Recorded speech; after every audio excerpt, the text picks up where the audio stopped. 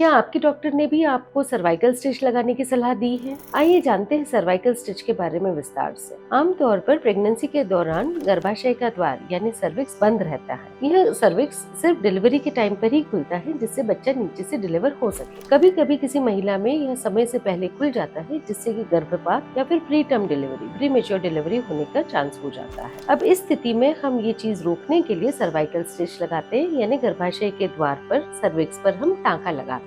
इसे cervical stitch कहा जाता है। इस प्रक्रिया को हम ओटी में करते हैं। तो ये प्रोसीजर एनेस्थीसिया में आपको बेहोश करके फिर स्टिच लगाया जाता है। इसको लगाने का समय जो है वो हम डिसाइड कैसे करते हैं, इसके बारे में बताती हूँ। एक होता है प्रोफाइलैक्टिक, यानी समय से पहले हम जान कर और इसको लगा लें। ये स्थितियां कब बनती है? यदि आपको पहले की हिस्ट्री हो कि 2-3 बार इस तरह के आपके मिसकैरेजेस हो गए हैं मिड ट्राइमेस्टर, यानी 15-16 हफ्ते के आसपास, 24 हफ्ते तक कभी, तो उस हिस्ट्री को ध्यान में रखते हुए जैसे ही आपका एंटी स्कैन हुआ है और डबल मार्कर हुआ है और वो रिपोर्ट्स अच्छी आई हैं, तो हम फौरन उन रिपोर्ट्स के बाद आपका सर्वाइकल स्टिच लगवाते हैं। कभी कभी इमरजेंसी में कोई पेशेंट आते हैं जिनको पेन है और हमने अल्ट्रासाउंड पर देखा कि गर्भाशय का द्वार खुल रहा है, बैग ऑफ मेम्ब्रेन्स भी दिख रहे हैं, तो ऐसी स्थिति में हम इमरजेंसी सर्कुलाइज लगाकर उस प्रक्रिया को रोकने की कोशिश करते हैं और गर्भपात होने से रोकने की कोशिश करते हैं। इसकी सफलता का दर 80-90% होता है, पर इमरजेंसी सर्कुलाइज में कभी कभी तकलीफ आ सकती है। इसकी सफलता काफी अच्छी होती है।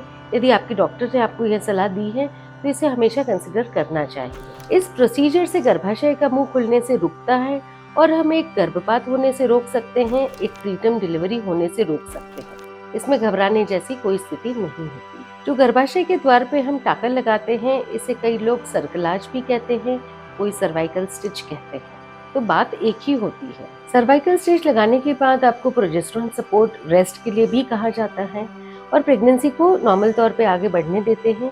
इसी को निकालने का समय 36 हफ्ते का होता है, जब आप आपके डॉक्टर के पास जाते हैं और ओपीडी में ही इसको निकाला जाता है।